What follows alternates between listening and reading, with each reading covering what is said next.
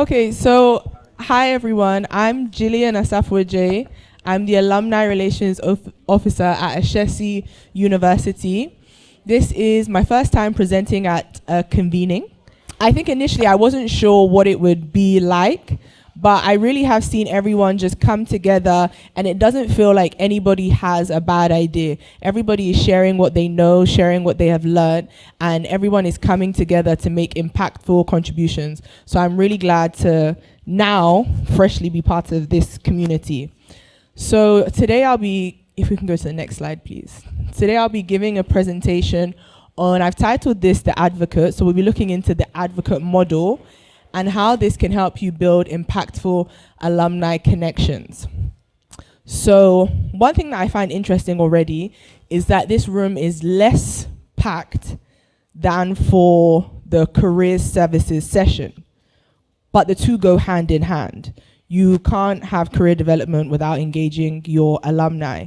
So hopefully after you all hear this message, you'll go and tell your friends who were in the career session that alumni engagement is key to everything you do within the institution. So the first activity to help you all get engaged, if we can go to the next slide. Can a university survive exclusively on tuition fee payments alone? So if you think yes, raise your hand. Nobody has raised their hand? If you think no, raise your hand. Okay, a lot of no's. Was there anyone who was undecided? Okay. Oh, you're undecided? Why is that? Okay, tell me more. For special university, they pay a very high tuition fee. Yep. They have the propensity to survive. Okay. But if the tuition fee is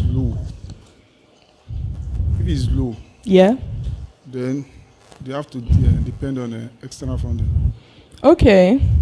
And was there anyone else who was undecided? You're undecided as well. Kepler, right?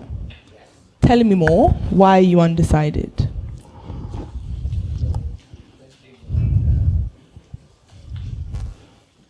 I've put you on the spot now.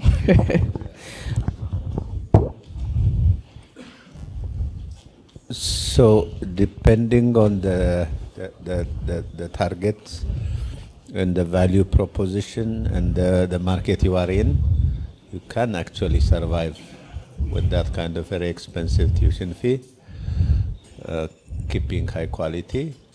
But and then depending on a location, then you may not serve the target population you want to serve. So yeah, the market is so diverse. So okay, so for this one, I'm fully leaning towards everybody who said no. And I'm so sorry I don't know your name, but you're from Nelson Mandela University over there. Yep, you. You mentioned earlier about research. You said sometimes you can't even publish because there's publishing fees that you can't afford. So if the only purpose of university is to teach its students and send them out, then maybe if you charge them enough money, you can survive. But the truth is, institutions want to do a lot more than just teach. You want to build the capacity of your faculty. You want to go into groundbreaking research. You want to collaborate with other universities. So what it does seem is that virtually no institution of higher education can actually survive without some form of fundraising or solicitation of funds. Because even if you charge premium fees, it's not likely that people will be able to afford the actual cost of higher education. There was a university in the US that they actually sent out an email, I think it was by second year, to their student body to say, this is the day your tuition fee ended. If the school was run just by your fees, today you would have to go home because your money ended today.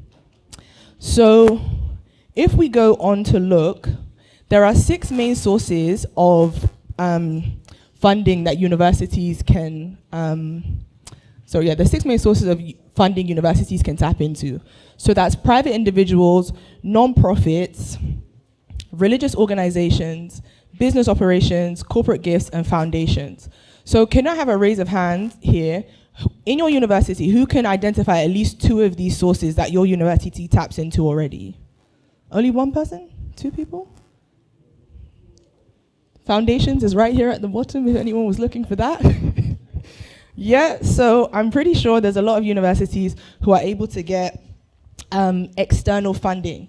And specifically on the African continent, we have a lot of funding from US, so let's keep going on the slides, from US foundations. So this is data that is correct up until the year 2020. So accumulated, University of Cape Town has received almost 81 million from the Gates Foundation. Makerere has received over 42 million from Rockefeller. KwaZulu-Natal has received over 28 million from Rockefeller Foundation. University of Ghana, close to 20 million from the Ford Foundation. And University of Ibadan has received 14 million from MacArthur Foundation. So the next slide.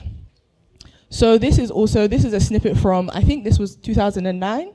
So there were 6 foundations, and they're listed here, that came together to put towards 200 million towards African universities. So you saw on the slides previously that there were 6 places you could solicit funds from. And if we're all looking for money in the same places, it means there's other sources to be tapped into. Yesterday when Patrick gave his presentation, he spoke about how he envied University of Ghana when they first started because their alumni body is so large, and that's basically a walking endowment. So, next slide. So in the US, this is the data that I got from there, because unfortunately that is where I can find the most alumni data. They actually, from gifts that are given, 38% of all private gifts coming to university come from alumni, followed by parents, and then by foundations, and finally by other sources. So they are really tapping into their alumni population. And money is the thing that gets people to sit up, so that's why we've started talking about how you can tap into your alumni body to raise funding and raise money. And I think it's very interesting to see that UCT have this already on their website, and they tell you, gifts from our alumni and friends of the university are key in making up the critical shortfall in state funding that all South African universities, including UCT, face. Therefore, we cannot accomplish our fundraising goals without your support. And Lydia, you already spoke about this today, how funding isn't coming in from the government for your institution, but the student body has already said, we'll pay something towards it. If you say that we have to pay an extra $5, then we will. And once they are now in your alumni community, that's also still a community that you can tap into, but they're often overlooked. So let's go to the next slide.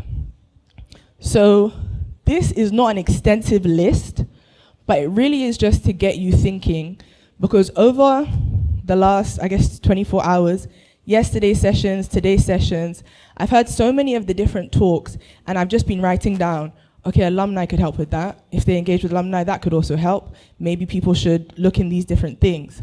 So first and foremost, they can support with funding. They can participate in events. They can volunteer as ambassadors.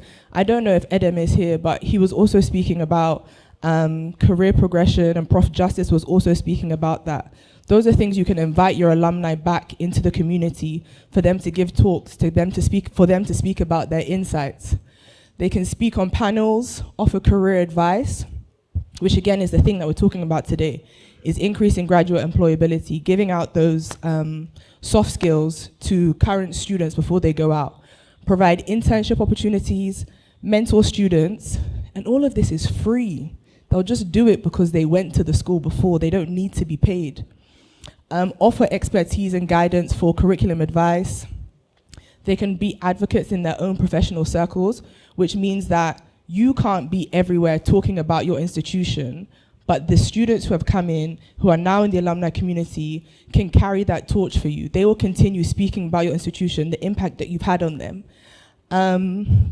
Provide testimonials. So we actually do a lot of marketing, like in my department. The alumni office in Ashesi sits within the communications department, but that's not necessarily where it has to be, because each institution acts differently. So some universities can have it in comms, some can have it attached to career services, others can have it attached to fundraising. It just depends how your university functions. So yeah, serve on advisory boards and also facilitate with research collaborations. So, next slide. That's where I come in, and that's where you come in with the alumni office. So how many people here already have alumni offices? 1, 2, 3. Okay, that's not bad. That's like 20%. So the alumni office can send out emails to the community, organize events, identify career opportunities, mentorship opportunities, and also lead fundraising campaigns. We have 2,417 alumni at Shesi, and I think I have emails for about 2,400. We have mostly all of them. But the truth is, even if you have all the information, you could send emails and no one will read your emails. You can organize events, and I was the only person at those events. We have paid for them, and I am there. I'm the only person who's attended the event. You can identify career opportunities, mentorship opportunities, but you're the only one who's reading the emails. Nobody is reading them, so how will that work? And then obviously, leading fundraising campaign. Nobody's gonna give you money. Let's be serious. They haven't even read your emails. No one's gonna give you money. So we actually have to look at how we can engage alumni, move to that next step, so all of these great ideas can be actionable. So that's where we get into advocacy. Oh, you can skip 2, that's okay. So in different ways today, everyone has spoken about advocacy. And that's so great to hear, but we're just calling it different things. So in the career session, we called it CPA, Career Peer Advisors. And Lydia, you also spoke about it. You said simply, as soon as the students get involved, engagement is 100%. And that's literally what it is.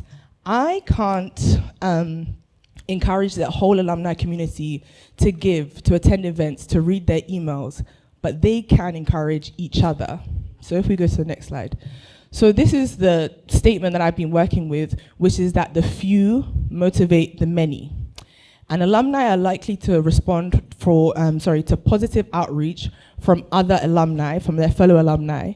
And by mobilizing advocates, we can start to see effective alumni engagement. So next. So this is my very simple diagram that I did myself, as you can tell. So we are the university.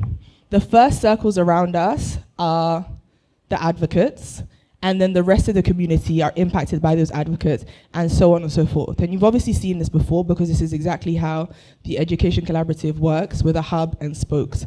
This is exactly the same thing. The university doesn't need to try, and Ashesi is small. We're working at 2,400, we're 22 years old. We're working with that number, and we are still just working with key advocates within the community who really effectively mobilize everyone else. So let's start looking at profiles. So by the end of this session, I want you all to be able to identify influential advocates within your own alumni network, implement strategies to effectively engage and mobilize these advocates, and then we'll be able to talk about how you can leverage advocacy to strengthen alumni connections and enhance graduate employability. So is everyone with me so far? Wonderful. So I did say that in Ashesi, alumni engagement sits within the comms office. So this is a very, if you go back, sorry, this is a very communication-driven idea where we have created personas. These are the different people within the community who we can engage and have identified. So the first one are Gold alumni. Gold literally stands for graduates of the last decade. People who have left your institution within the last 10 years. Those are your Gold alumni. They're young, they're tech savvy, they're ready to get involved, they're keen to get involved, they're climbing the career ladder, they're interested in all things personal development and personal growth. So this is a Gold alumni from our community. This is Jessica Sugarali. She's class of 2015, which still isn't 10 years ago yet, so she still falls within Gold. Jessica is very engaged with the alumni community. So she lives in the UK, and when alumni transition there, so maybe if they've got jobs in the UK, Jessica's one person who will add them to the UK WhatsApp group. She'll help them transition. She'll talk to them. Jessica's the kind of person that when we create events in the UK, she won't just text them, "Are you coming?" She will call everyone to make sure that they are coming to the event. So she is a guiding light within this community.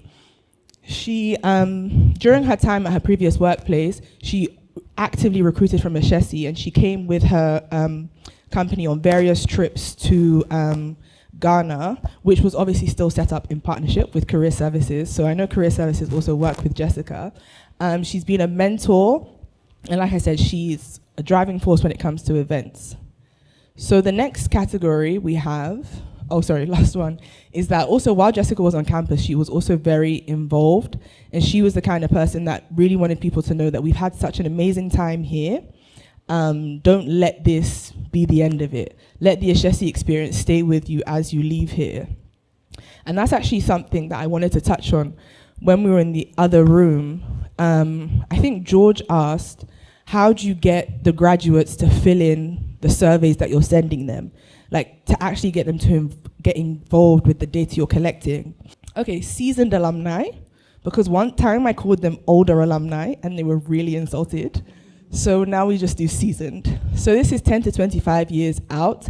They're established in their careers, they're leaders, they're happy to mentor students. They are advocates within like professional settings, talking about your institution. So another example from our community, next slide please, is Anatu Abdullahi. She's from the class of 2013, which is just 10 years ago now. So she has been a mentor. She has been recruiting she has been recruiting students from Ashesi for many years now. So she works with many social enterprises, and the different ones she's been working for, she has always been the one to say, you should hire from Ashesi. She's done a few guest lectures on campus, so come back to speak to the students, and she is a consultant with the MasterCard Foundation Enterprise, which sits in, which works with, the Ashesi Foundation, the Ashesi Admissions Office. So Anatu has been a key pillar in the community, and if you do actually look on our YouTube, you will see a video of Anatu, so that's a shameless plug.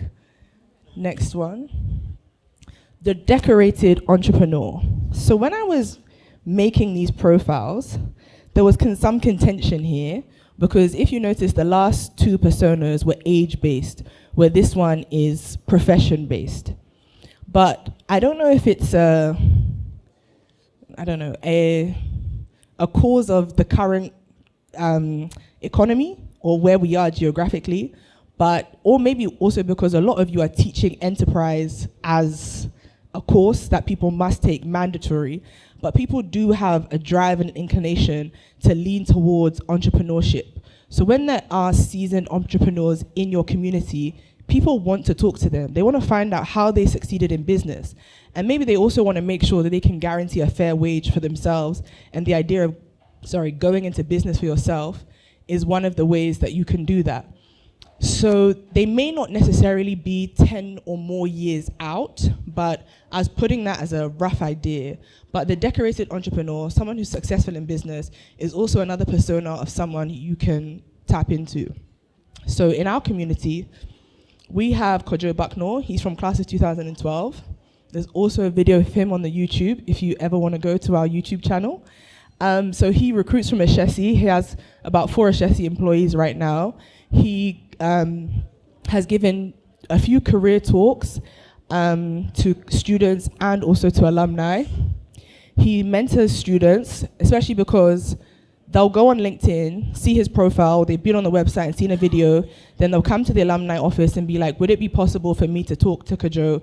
And I'm like, okay, sure, you can. And then I'll connect them to one another, and he's always happy to talk to students.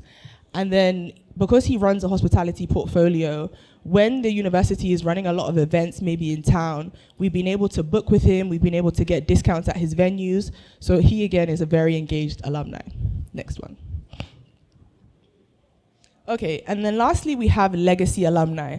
So for the bigger schools, this will be people who are 25 years out or more.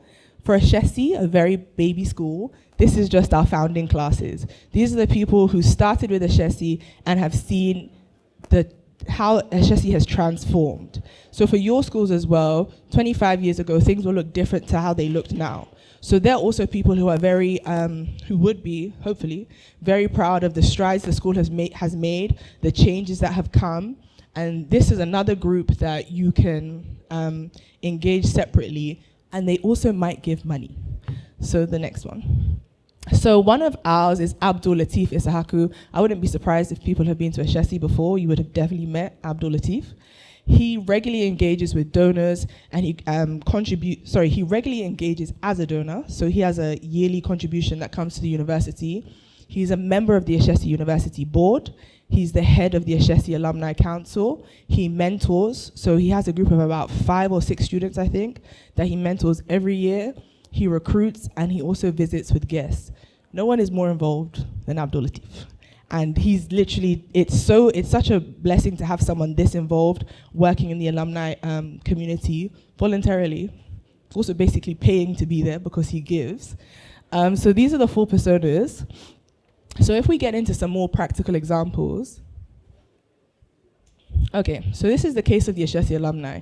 I've just pulled out a few specific instances of alumni engagement. And also I probably should mention that a lot of the alumni stay and work. Do you want to give me a wave, guys? Grace, you're awesome, pretend. And Rose as well, Rose Dodd. She's also an Ashesi alum. But a lot of them do. Sorry, I'm so sorry, Nala. I didn't even see you there. Yeah, a lot of them do stay and work, so something must be going right. So in 2009, several classes gave towards the Ashesi's move from town to the new campus, which is essentially in some unknown place that they had never heard of, but they came together and they gave. Also, if I actually skip this one, in 2015, the engineering building was coming up. They also gave towards that. This is what would fit in the picture, but there's another 3 classes that also gave. So this is a glass wall that we have at the engineering building that has all the donors on it. So this is actually, Obina is, he is an alum from the founding class as well, or 2006. And then 5 classes gave. Then in 2021, the class of 2011 was the first class to give a 10-year class gift, and this went to admissions, emergency aid, as a fund for international students, and this was in honor of a classmate who had passed away. So in 2021, that's when the 10-year class gift tradition began.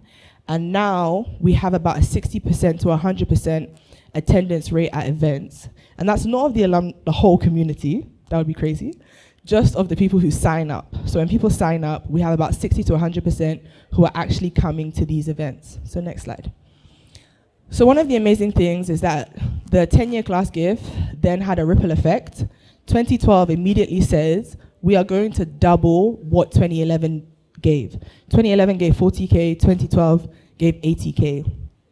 2013 didn't quite make it there, but it still raised the bar because we started at 40K. 2014, this isn't my projection, as soon as they heard how much 2013 gave, and these gifts are given at graduation, they came, they messaged me, they said we're going to get 100% contribution from our class and we're going to raise 100,000 cedis. I have every faith in them, and they are actively working. But the most amazing thing about this is that as this was happening, 2011, 2012, 2013, and around 2014, they created fundraising committees. They created groups to come together to talk about we need to give. They're going out, messaging one another, let's give, let's give. And all I'm doing is talking with one person or talking with a group of people, and they're doing all the work with each other. Next one, please. Okay, so this is one of the event series that we have is called Into the Boardroom. So this is fireside chats with alumni, with industry professionals. So we've had the CEO of GE, the CEO of MTN, the CEO of Zen Petroleum. We had Lucy Quist in the UK. And these people, first of all, the hosts, they offer to host us. They fund everything, and they sit down with about 10 Ashesi alumni. Some of them, as you can see, were larger than 10. But what happens is they sit down with 10 alumni, and they also invite their friends as well to come for the event. So the alumni being highly engaged with CEOs, industry giants, and this is geared more towards the seasoned alumni. And that was mainly because the people who are first out of school, the gold alumni, and if I cap it at 5 years, after 5 years out, when I'm sending you emails about new job opportunities, you're not that interested in reading it. So this is targeted to the people who have been in their careers for like 10 or 15 years and are looking to make that move to managerial, to C-suite level. How can you actually make that move? So they're sitting in these rooms and they're having these impactful conversations.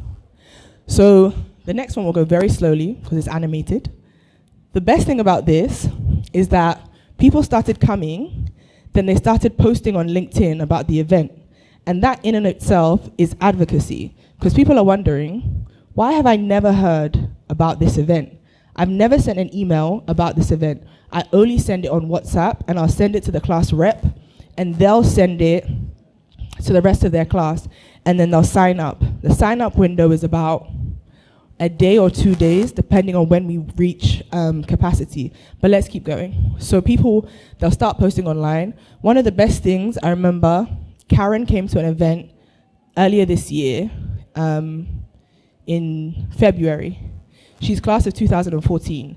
It was the first time she had ever been to an Ashesi event. She graduated 10 years ago, and this was the first time she had engaged because she had been seeing things on LinkedIn and wondering, what's going on in Ashesi? And people are posting and they're tagging Ashesi, and people are asking their friends now, how did you hear about this event?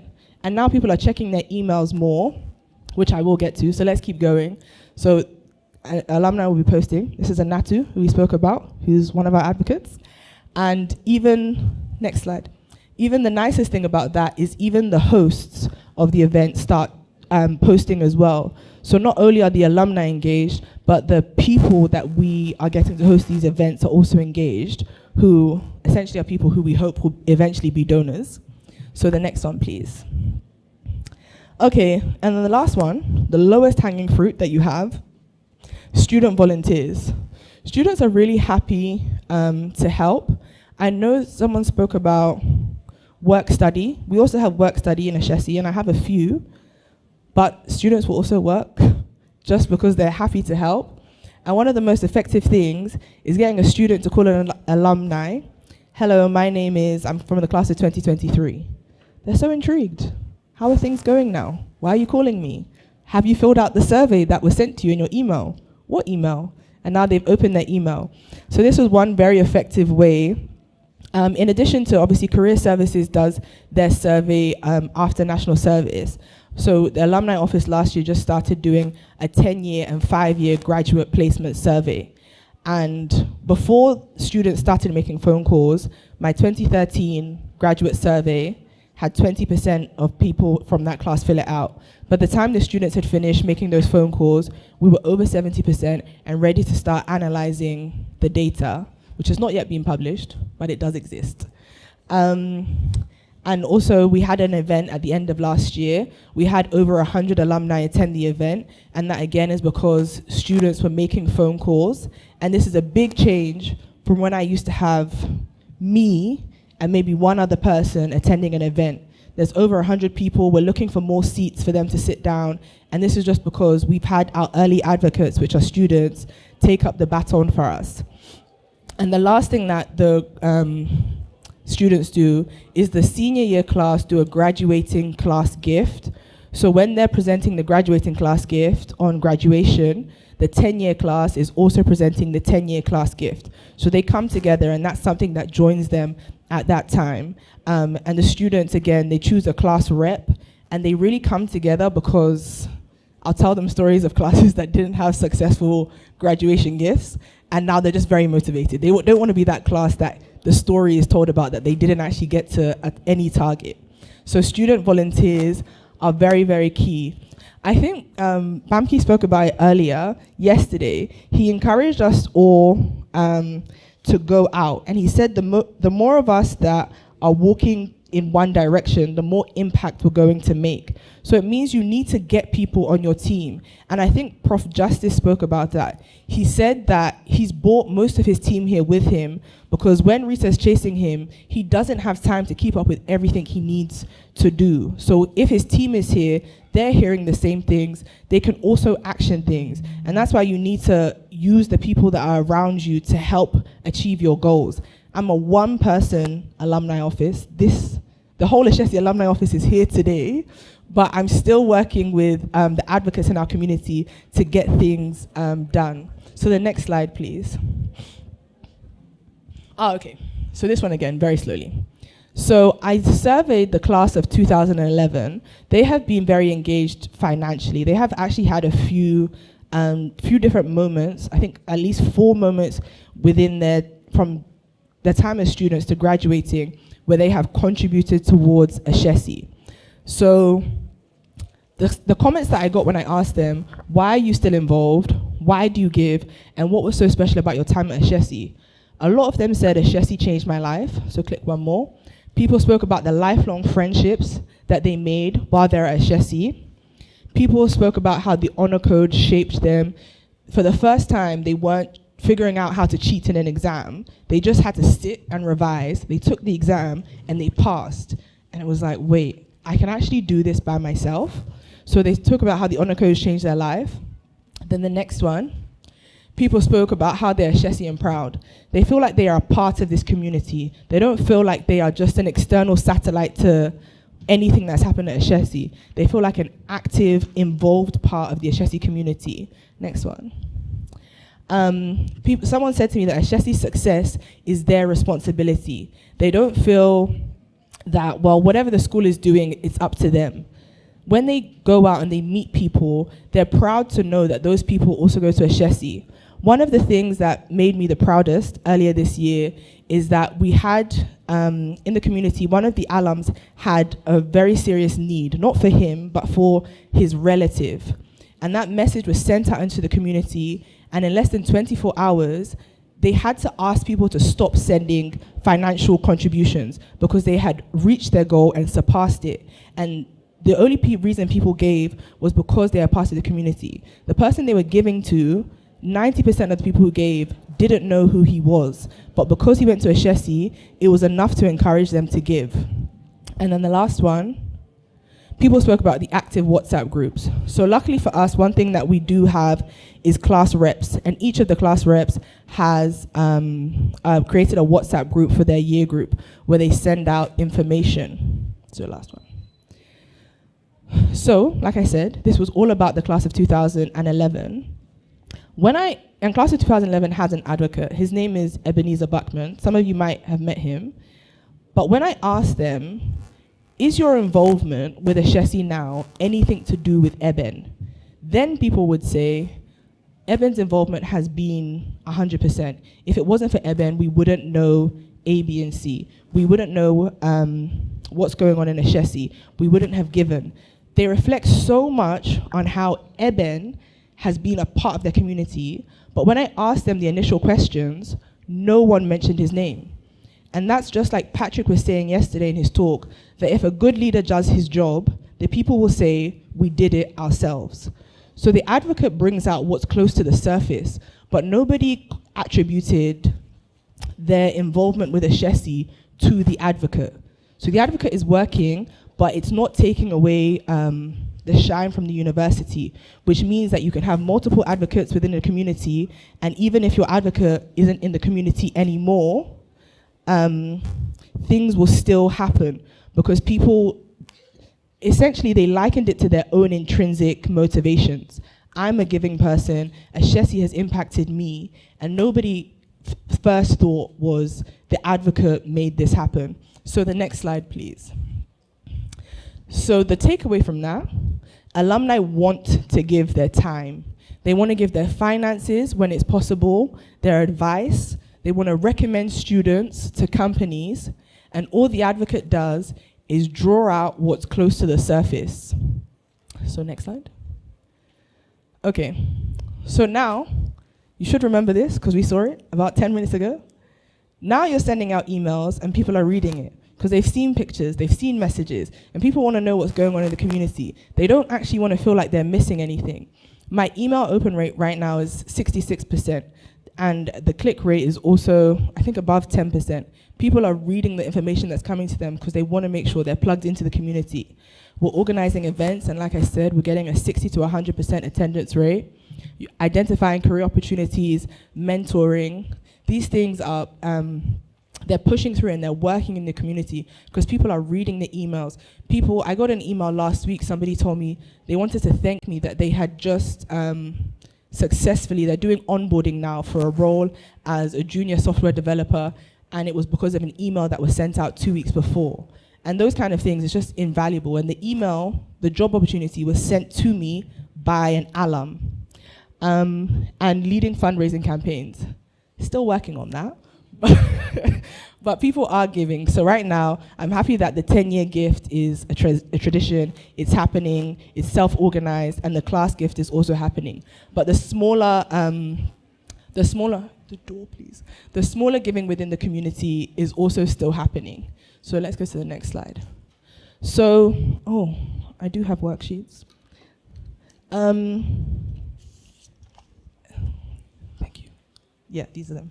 We're just going to hand out these worksheets, but the key thing that I want to drive away is that not only were the advocates identified in the community, this isn't the kind of role that you can't get away with not doing the relationship and community management work. You have to talk to people. You have to become their brother, their sister, their cousin, their mother. You're continually engaging with people. I have 2 phones, and that's probably also another key. Get 2 phones.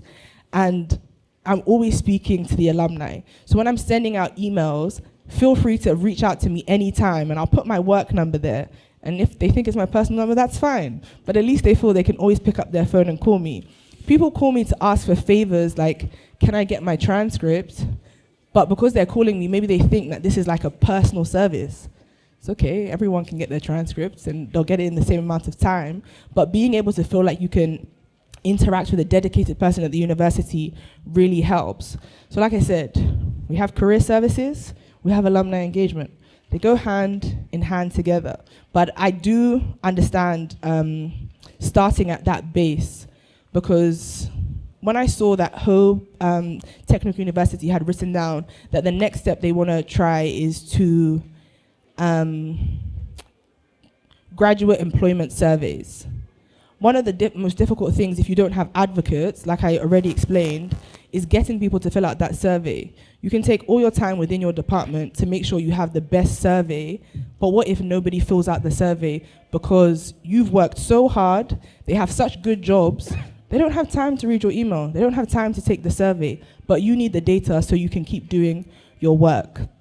So in front of in the sheets in front of you, I want you to identify 2, so can we go to the last slide, please?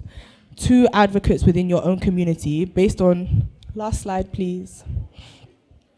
Based on the 4 personas we've already spoken about. So again, we've spoken today at length about not reinventing the wheel.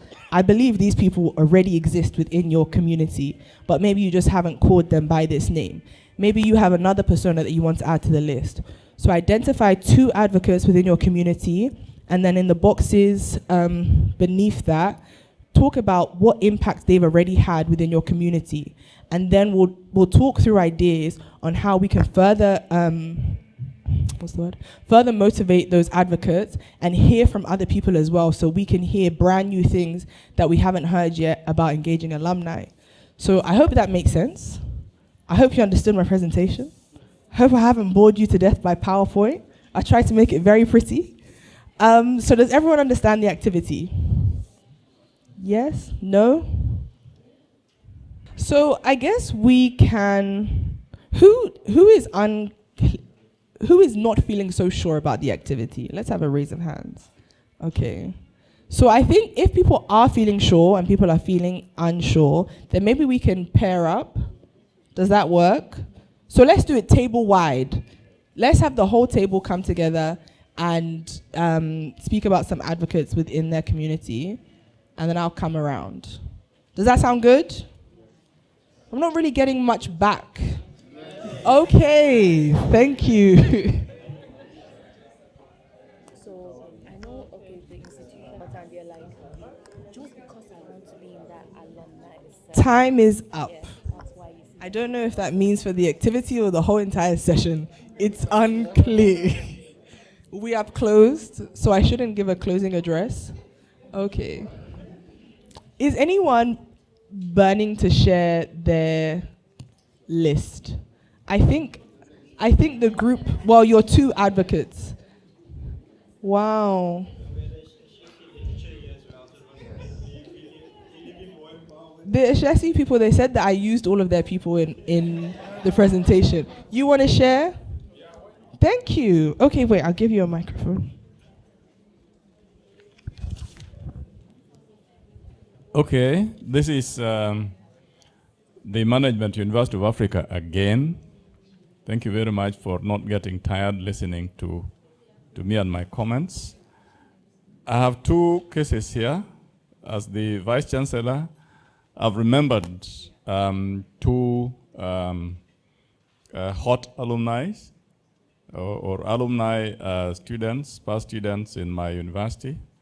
There's the first one called Alvin Munyao. Alvin Munyao is an alumni at undergraduate level and also master's level. He has already completed his master's after completing his undergraduate.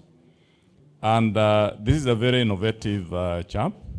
He came up with an innovation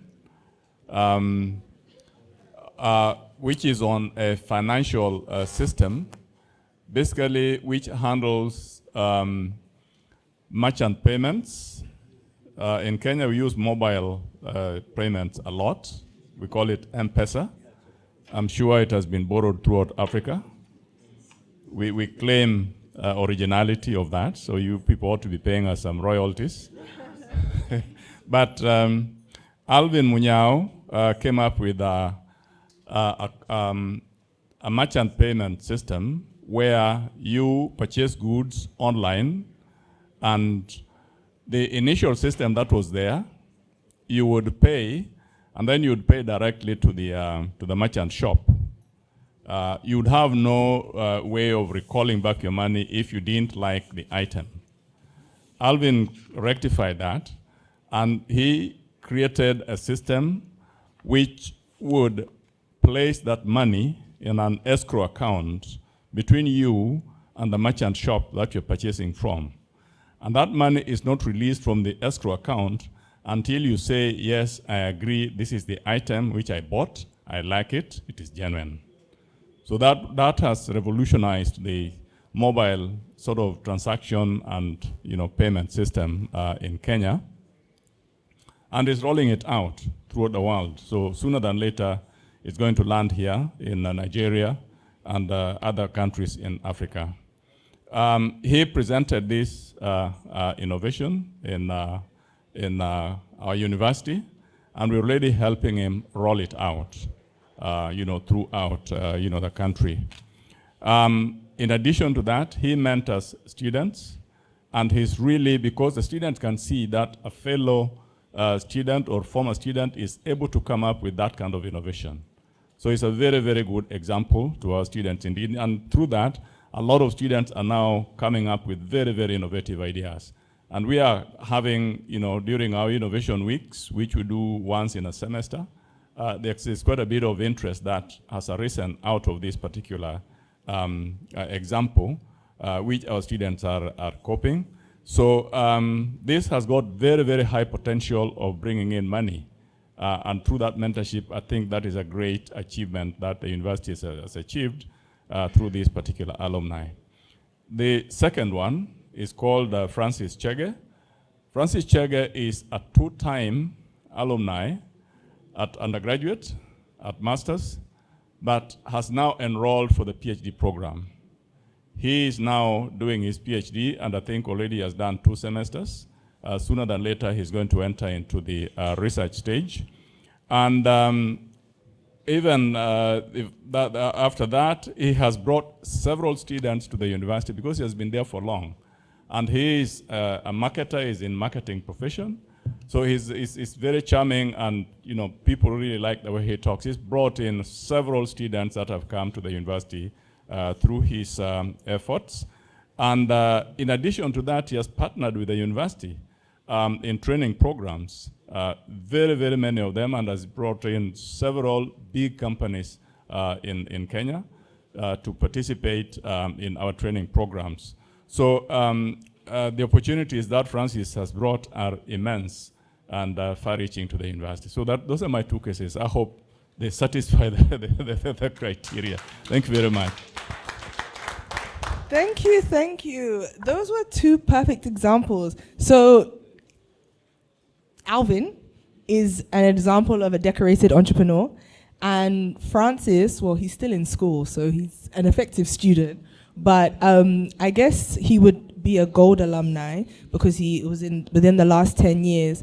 But even just those small things, as you can see, him still being in the institution up until PhD level, and now he's bringing companies to the school, and people, and with Alvin's story, people are now, those students who are starting their entrepreneurial journey because of what Alvin has created will always remember that the institution fostered that and made it possible. So now you have people who will be going out and are more likely to also come back because Alvin came back and spoke to them, and they want to be just as inspirational as Alvin. Grace, are you going to beat me if I ask someone else to speak? Oh, you're a star. Okay. So they are better than us? Okay, I think I don't want to keep us and make us the late ones, but I do hope that everything that has been shared today, the examples of alumni, the things that you have written down, let you know that alumni engagement stretches across the whole entire university, and you don't have to be the alumni office to be able to work with students. But if you do have an alumni office and you do work with students, then maybe still try and talk to them. Let them know that this person came in last week to do a careers talk. I just wanted you to know, because then they can maintain those relationships and build that advocacy platform that will enhance graduate employability, that will bring the soft skills to students that they need. And the end goal of getting fundraising in will be achieved, and then we can submit research papers because there's an unlimited pool of money that nobody said only has to be used for research into ants. It was a terrible example. But thank you.